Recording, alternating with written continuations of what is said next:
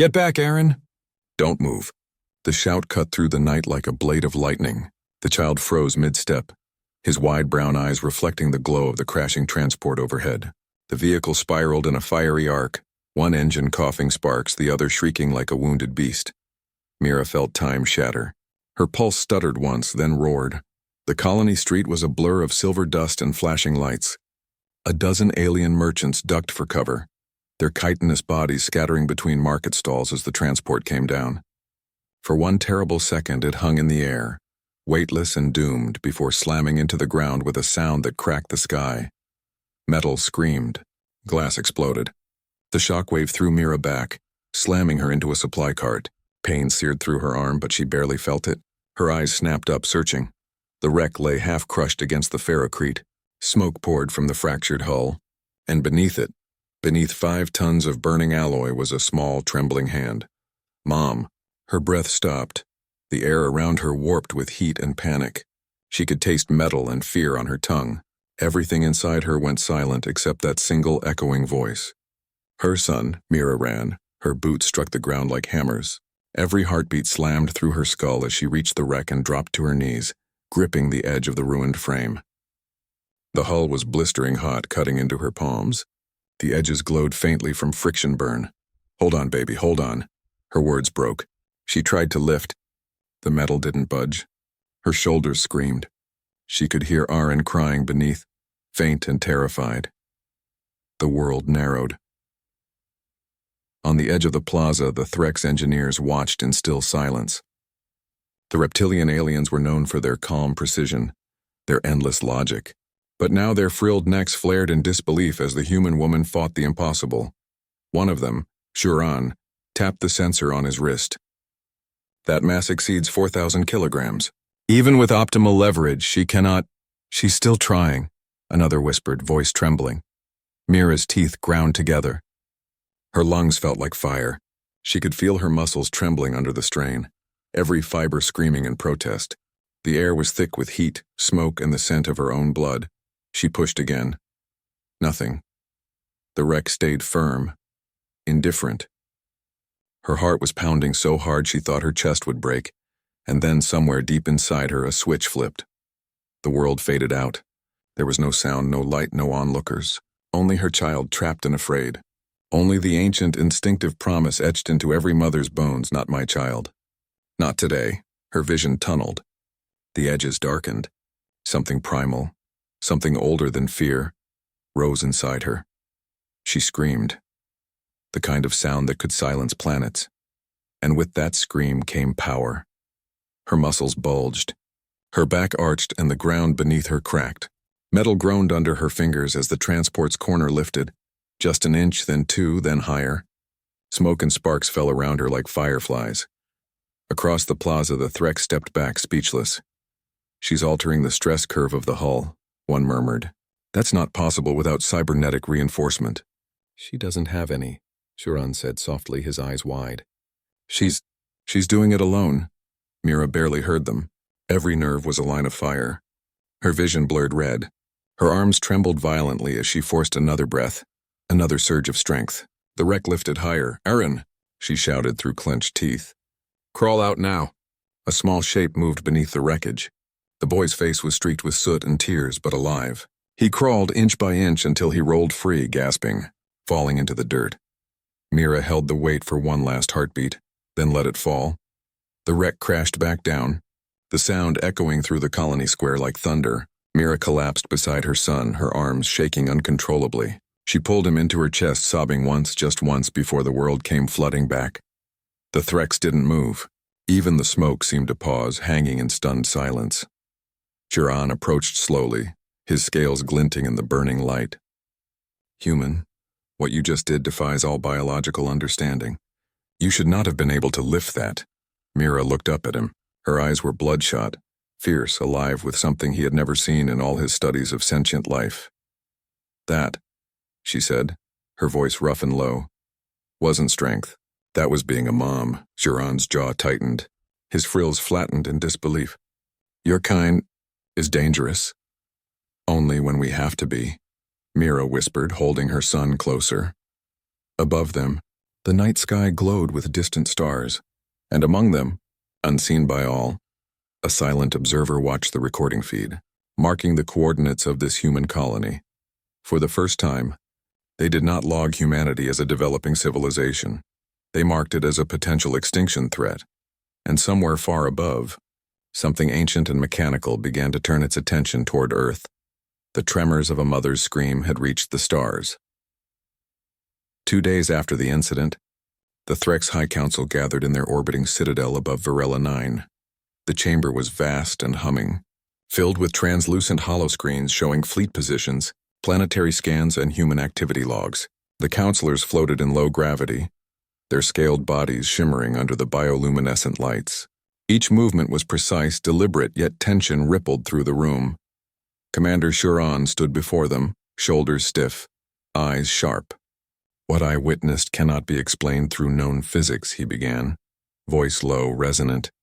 A human female, Mira, lifted a transport vehicle with her bare hands. No exosuit, no hydraulic enhancement, nothing, just sheer will. The counselors exchanged glances. Murmurs hissed like wind over chitin. Counselor Thilra leaned forward, her frilled neck tightening.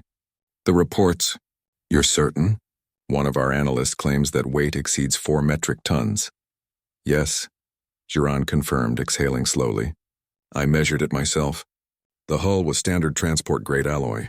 Even the most advanced Threx lifting rigs would require several operators to shift it. And yet she moved it." A pause. Silence. Even the holographic screens flickered uncertainly, as if doubting reality. Counselor Vrekta clicked her claws against the console. "Deathworlder genetics, yes. Humans evolved under extreme pressures. They survive in gravity, storms, predators. But this is beyond survival adaptation. This is something else." Giron's eyes darkened. "It is more than strength. It is deliberate, focused, and emotional, driven by the protection of her offspring." A ripple of unease passed through the chamber. Threx rarely understood emotion as an actionable force. Logic was their domain. But what Giron described could not be contained by equations or simulations. Counselor Thilra straightened. "You're saying it was maternal instinct?" "Yes," Giron said, his voice steady. "And we do not understand it. But we must account for it. Humans cannot be underestimated." "Not anymore." Vrekta's claws tapped the console faster. "Our scout reports suggest Earth-class planets harboring humans are numerous. If one can achieve that without augmentation, then their potential as a civilization is unprecedented." The chamber grew heavy. Screens displayed images of Mira holding her son, collapsed, sweat and blood mingling in the dim light of the colony. There was no armor, no weapons, just a human and her instinct. Counselor Thilra's gaze hardened. "We have underestimated them before. We cannot again document this event. Flag all colonies. Prepare reconnaissance protocols and—" She paused, choosing her words carefully. "Avoid underestimating the human emotional response. It is volatile." Giron inclined his head. "Yes, Counselor. Already our fleet has been instructed to monitor all human outposts. But there is another concern." He tapped the holoscreen, bringing up satellite imagery. "Sensors indicate the human displays adaptive behavior under high-stress scenarios. This is not just instinct. They think, improvise, and dominate situations beyond standard risk assessment." Rekta's eyes narrowed. "You mean tactical intelligence combined with sheer survival instinct?" Giron nodded. "Precisely. And the example we witnessed, it is only a hint of what they can do under extreme pressure. Their ability to overcome threats, physical, psychological, environmental, is extraordinary." A silence fell. Even for the Threx built to calculate, to anticipate, this human anomaly caused unease. Counselor Thilra's voice was cold, decisive. "Then we proceed with caution. No direct engagement. Observation only. Catalog, analyze, and prepare contingency protocols. Humans must not know the extent of our awareness, yet we must respect their capabilities. It seems they do not recognize limits as we do." Giron bowed slightly, acknowledged. "I will begin compiling full behavioral profiles and simulations. But I warn you, counselors, humans are unpredictable, and their unpredictability may very well become our greatest threat, or our most improbable ally." The counselors remained silent, considering. Outside the citadel, Varela 9 glimmered like a jewel against the void. And somewhere in the dark reaches of space, a signal pulse flickered, not entirely mechanical, not entirely organic. Something ancient and observing had noted the humans' actions. The Threx could debate, calculate, and plan, but they did not yet understand the full measure of a Deathworlder mother's strength. Somewhere on Earth, Mira rested with Aren beside her, unaware that her single act of love had not only saved a life, but triggered ripples across the galaxy. Ripples that would soon grow into waves. The unknown watcher in the stars recorded the event in silence. Its sensors noted the human, her child, her raw determination. And then it began plotting. For humanity, the future was no longer just survival. It was a proving ground, and the universe, vast, cold, and ancient, would tremble at the first hints of their fury. The night sky above Aren's colony burned with twin moons, casting pale silver light across the jagged towers of Ferrocrete. Mira sat on the edge of the collapsed transport.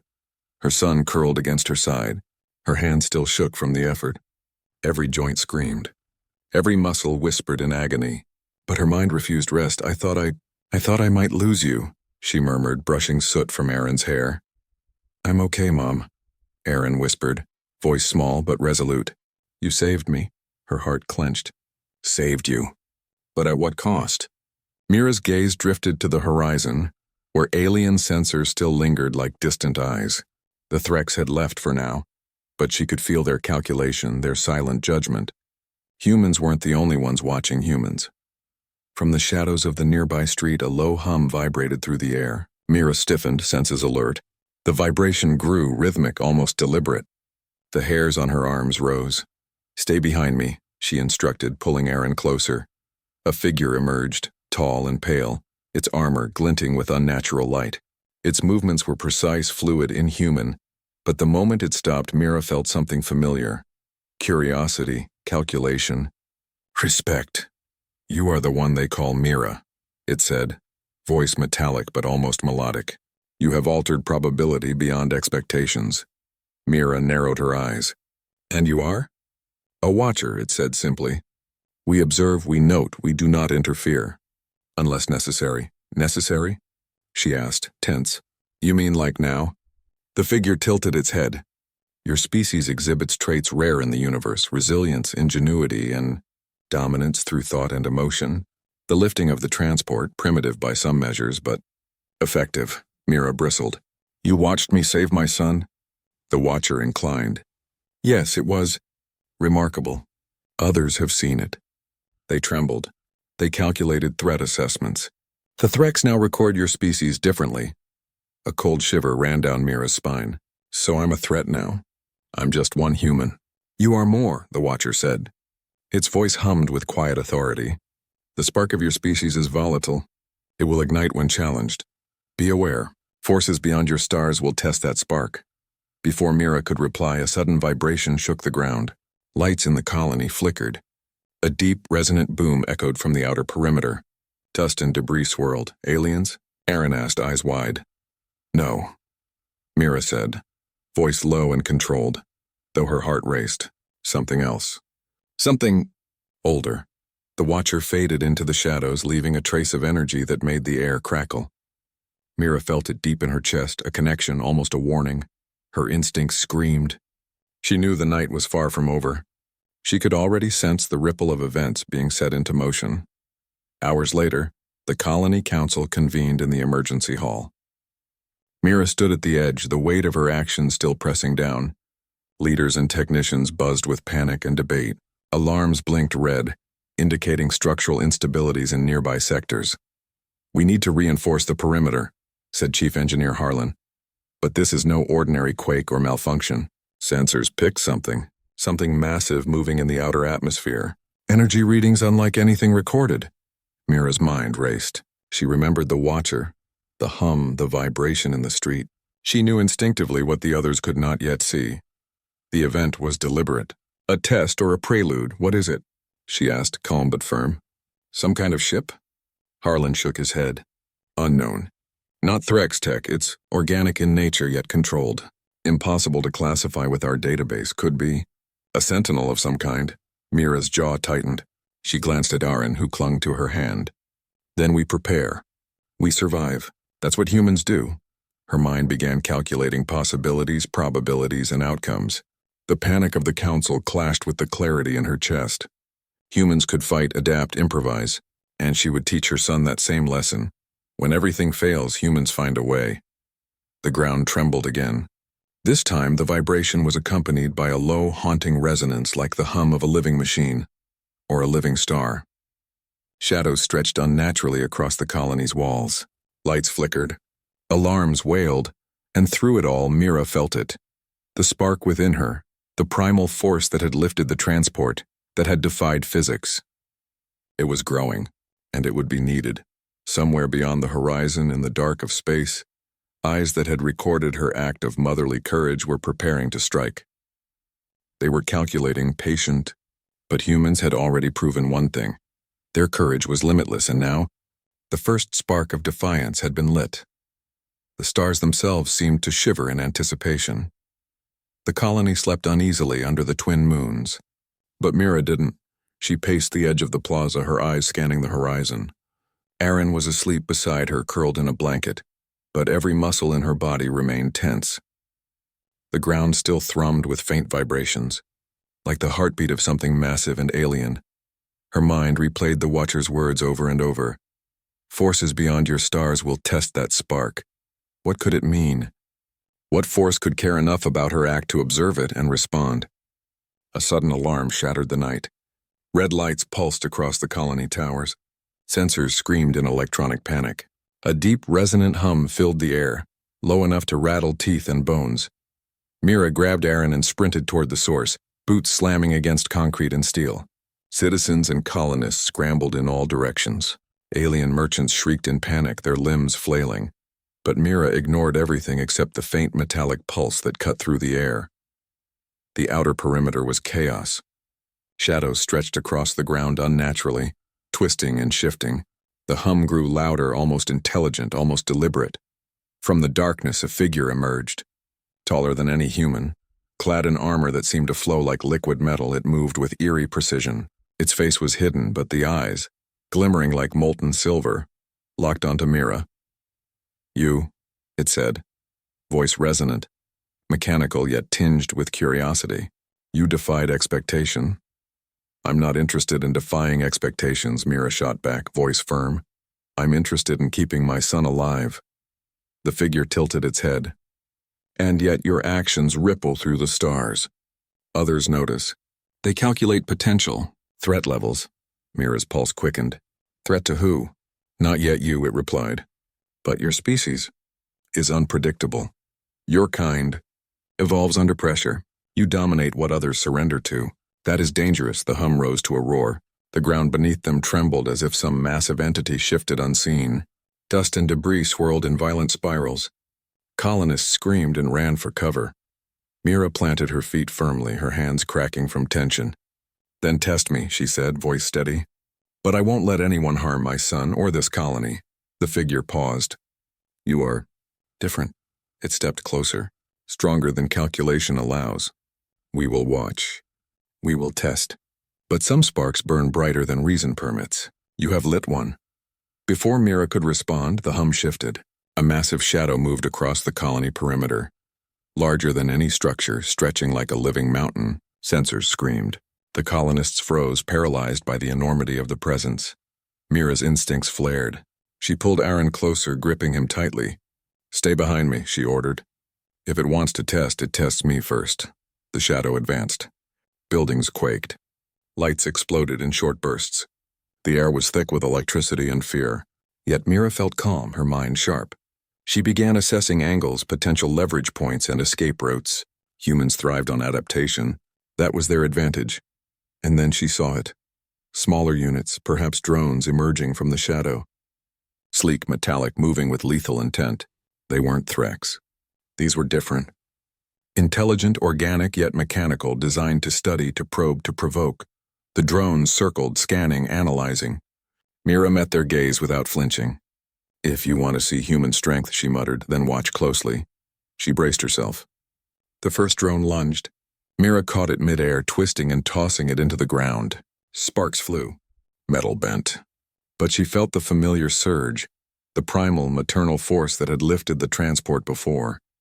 Her muscles burned, her lungs roared, but she didn't stop. Another drone came, and another. She moved with precision and fury, her every motion calculated yet instinctive. Aaron watched, eyes wide, not just in fear but in awe. The watchers in the sky, silent, observing, recording, took note. Mira's species was no longer just surviving. They were evolving under pressure. They were adapting. And each act of defiance against impossible odds became a declaration. Humans would not yield. The ground shook violently as the massive shadow loomed closer. Mira's pulse matched the rhythm. She tightened her grip on Aaron, ready for whatever came next. Somewhere far above, unseen eyes blinked, and a decision was made. This human, this mother, was no ordinary being. She had lit a fire, and the galaxy, vast and indifferent, would soon feel the heat. The first strike came without warning. The colony's outer defenses erupted in fire as sleek black drones swooped from the shadow above. Their engines hummed with unnatural precision, weapons charging in silent menace. Alarms blared, lights flickered, and panic spread like wildfire. Mira grabbed Aaron and sprinted toward the central plaza, weaving through chaos. Colonists ran in all directions, some falling under debris, others tripping over the fractured pavement. The drones moved like predators, calculating every human movement, anticipating escape routes.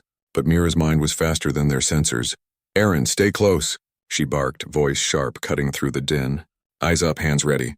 "We fight smart," he nodded, gripping her hand tightly, trying to mirror her courage. Mira felt her muscles coiling, the familiar surge of human instinct. The same force that had lifted a transport vehicle mere days ago. Rising again. Fear sharpened into clarity. Her body moved before thought, reacting with precision, dominance, and calculated ferocity. A drone lunged at them from above. Mira caught its metallic arm mid-swing and twisted it, hurling the machine against a pillar. Sparks rained down and the drone's sensors flared, blinking erratically. She didn't pause. Another unit struck. She caught it, redirected it into the hull of a nearby building. Concrete shattered. Colonists gawked and whispered, some in fear, some in awe. She was human, but not like any they had seen before. She was something older, primal, honed by generations of Deathworld survival instincts. She was humanity's embodiment, resilient, unyielding, unstoppable when driven to protect life. The massive shadow loomed closer, a titanic shape that distorted the night sky. Its surface shimmered, alive with strange energy, as if the air itself bent around it. Mira could feel its presence in her chest, a heavy, oppressive pressure that threatened to crush courage and hope alike. Yet she stood firm. "We're not leaving," she whispered to Aaron. "We survive. That's what humans do." The drones swarmed again, faster this time, striking in coordinated waves. Mira moved through them like a storm, dodging, twisting, redirecting attacks with raw power and calculated finesse. Sparks flew, metal bent, and the night became a whirlwind of chaos. Then a pulse of energy shot from the shadow, a wave that sent debris flying and knocked colonists off their feet. Mira shielded Aaron, letting her body absorb the shock. Pain lanced through her muscles, but she gritted her teeth and pushed forward. Her mind ran calculations, possibilities, contingencies faster than any machine. Humans could adapt. Humans could dominate. Humans survived. She grabbed a drone that had landed near her feet, tearing it apart instinctively, feeling the familiar hum of strength surge through her veins. The watchers above recorded every detail, analyzing the human response, noting the raw fusion of instinct, emotion, and intelligence. Aaron watched her, eyes wide, but he understood something he couldn't articulate yet. His mother's strength wasn't just physical. It was a force that commanded respect, a will that bent reality itself in moments of absolute necessity. The shadow shifted, looming closer still. Mira could sense it sizing her up, evaluating, testing limits she had only begun to discover. The drones fell like insects around her, yet the massive form remained. It was patient, deliberate, and intelligent. Then she understood. This was no random attack. This was a test, a challenge. And she, human mother, protector, was at its center. The hum grew deafening. Dust and debris swirled into spiraling vortices. Mira planted her feet, inhaled, and lifted the nearest drone, hurling it with precision toward the shadow's edge. Sparks and energy flared on impact. The shadow recoiled slightly and Mira's eyes burned with fierce determination. Not today, she muttered, voice raw and unwavering. Not my son. Not my colony. Not humanity. The drones faltered, the shadow hesitated. The human's defiance, raw and unyielding, was a force the Watchers had never fully accounted for. In the chaos, Mira realized something profound. This wasn't just survival. This was the beginning of humanity's declaration to the stars, a warning that humans would fight, adapt and dominate even against forces beyond imagination. The ground shook again, the shadow looming closer, but Mira didn't falter. Every breath, every movement, every thought was dedicated to one truth: humanity would endure. And she would ensure that her son and all those she loved survived whatever the universe dared to throw at them. And somewhere far above, in the silent reaches of space, the Watchers blinked, recording, calculating, trembling at the sheer force of one human mother's will. The spark had become a blaze, and the universe would feel it. The colony was no longer safe. Fires burned along the edges of the plaza, smoke curling into the twin moon sky. Mira stood atop a fractured wall, Aaron at her side, watching the shadow loom larger than any building, its drones swarming like venomous clouds. Her chest heaved, her muscles screamed, but her mind was sharper than ever. Survival wasn't enough anymore. She needed strategy. "Mom, they keep coming," Aaron shouted, pointing as another wave of drones surged from the darkness. "They want to break us," Mira said, her voice low and steady. "But they don't understand humans. We don't just survive, we adapt, we fight, we dominate." She scanned the battlefield. Broken vehicles, scattered supplies, and toppled market stalls littered the ground. Each obstacle could be a weapon, each debris pile a trap. Her mind calculated trajectories, leverage points, and weak spots. The shadow shifted above, its energy rippling across the colony, a living storm of power and intelligence. The Watchers in the sky observed, unseen, recording each movement. Mira felt their attention like a weight pressing against her skull, testing her, evaluating her.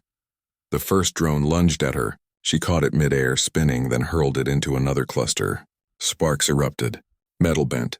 Aaron ducked instinctively behind her, eyes wide but learning, absorbing every motion, every instinctive decision.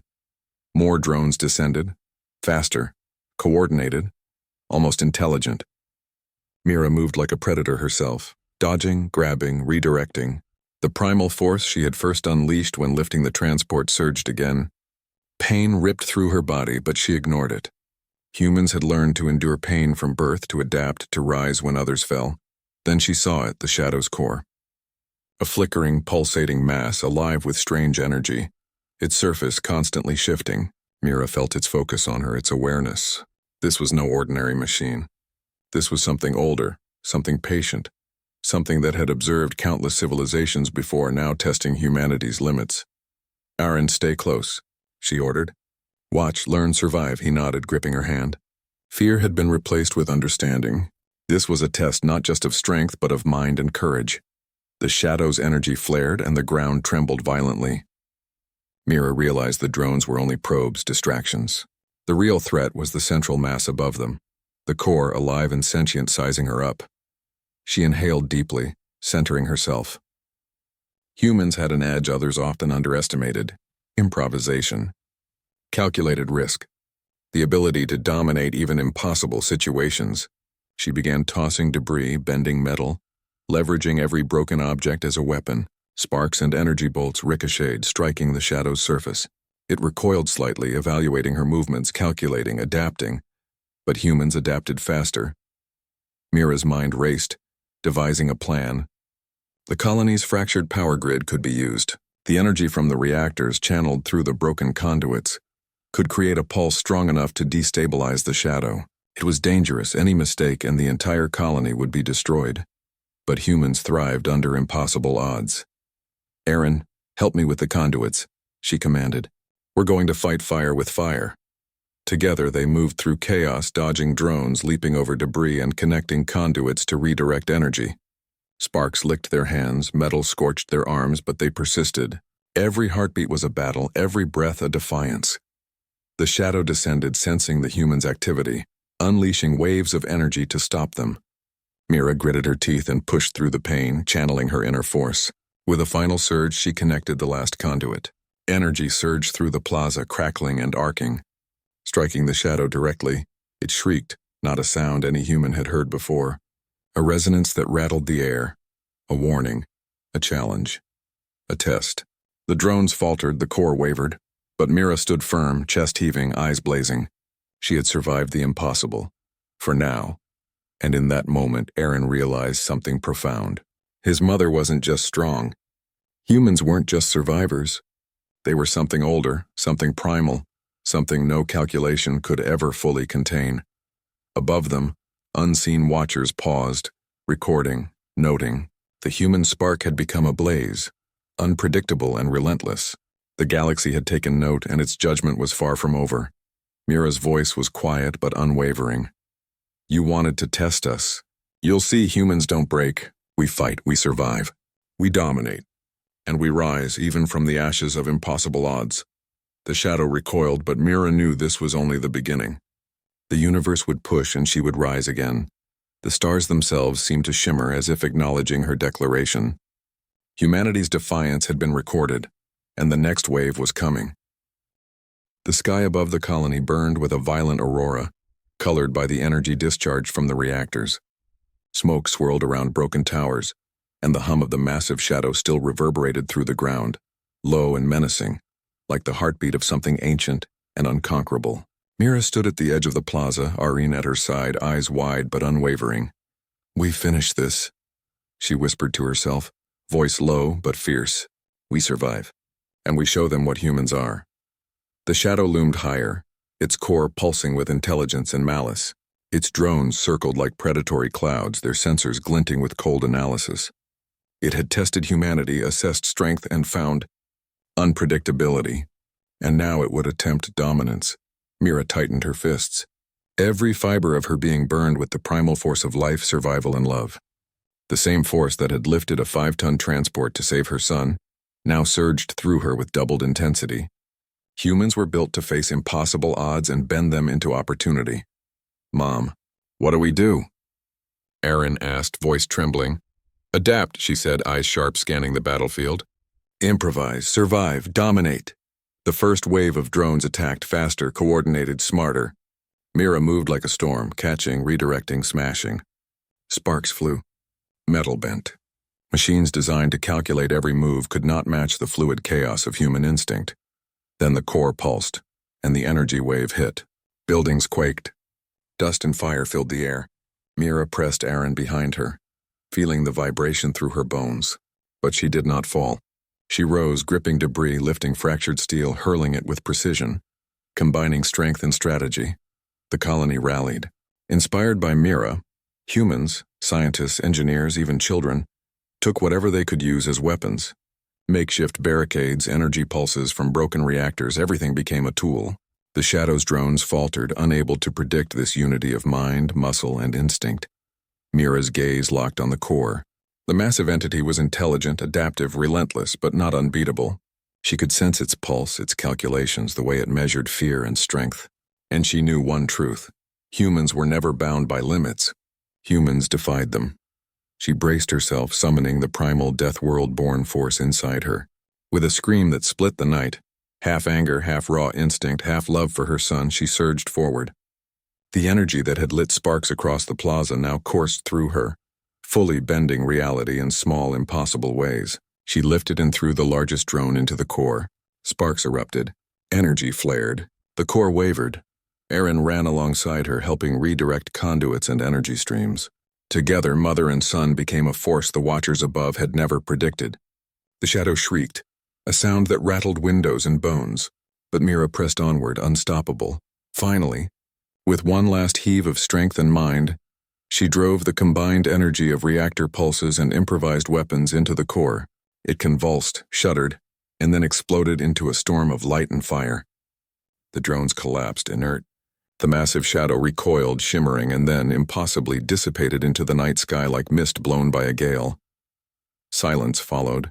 The air was thick with smoke, sparks, and ash. Mira collapsed to her knees, chest heaving, arms trembling. Aaron ran to her, embracing her tightly. We did it, he whispered. Yes, Mira said, voice raw but triumphant. We survived, we endure, and we rise. From orbit, the watchers recorded every moment, the primal courage, the ingenuity, the adaptability. Humanity had faced something older, faster, stronger, and they had prevailed, not just through brute force, but through thinking, through improvisation, through the unbreakable bond of love. Shuron's reports would later call it anomalous behavior exceeding prediction models. The galaxy would debate, calculate, and fear the species that had just lit a blaze in the darkness. But Mira didn't care about the galaxy. She cared about her son, about her people, about the spark of life that refused to bow. She looked at the stars above, knowing they had witnessed something extraordinary, something unforgettable. And somewhere beyond the void, the universe had received a clear message. Humans fight. Humans survive. Humans dominate. And when a mother wills it, even the impossible bends. The blaze of humanity had begun.